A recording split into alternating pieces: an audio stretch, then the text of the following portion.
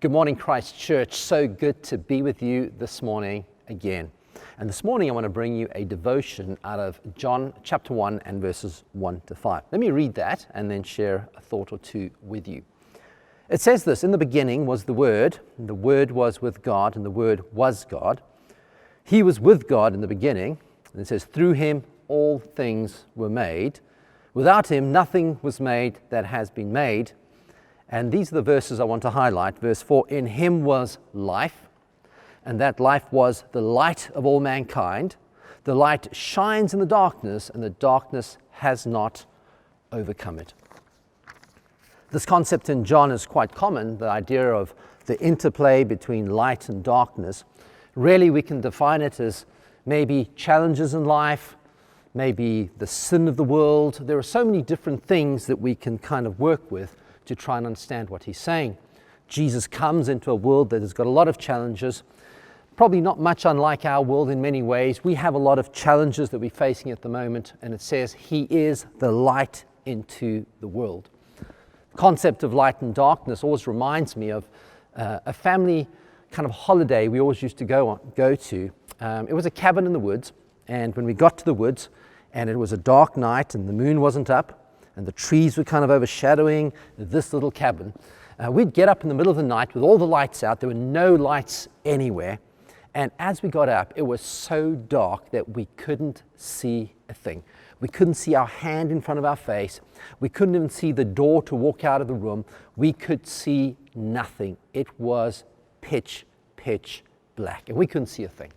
And it was a strange kind of thing, because we're so used to street lights and lights down the road, a car coming by, and here there was nothing. We could see nothing. But what was interesting to me is that it didn't take a very strong light to actually light up the room. You didn't need a big floodlight or a spotlight to see what was going on. All you needed was a very little light. And no matter how dark it was, no matter how overwhelmed you felt by the darkness, just a small little flashlight or even one little candle, and the whole room just lit up. I'm thinking to myself as I consider this, that we live in times where there is a lot of challenges. Well, there are a lot of challenges, a lot of things we're facing. People are feeling insecure. People are uncertain about the future. And if we had to say, do you feel like these challenges are kind of overwhelming you? Kind of like getting up in the middle of the night and not knowing which way to go? I'm encouraged by the fact that when it seems darkest, the light shines the brightest. I can't think of a better time in history.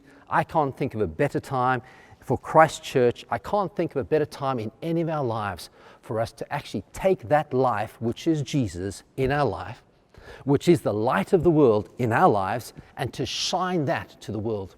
If you're feeling overwhelmed, if you're feeling challenged, imagine how many people around you who do not have Christ, who do not have Jesus. Imagine how they're feeling, yet God has given us a light. No matter how small you might think it is, no matter how insignificant you might think it is, it's just a small light. And as we can step into society, into our community, we can shine that small light, and we can make an incredible difference.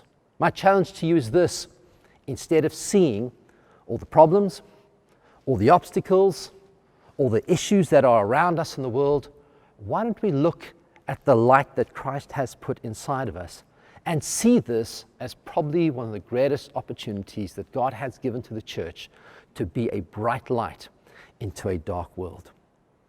Be blessed, be inspired, go into the world, shine your light, and let's share the love and the compassion of Jesus Christ. Amen.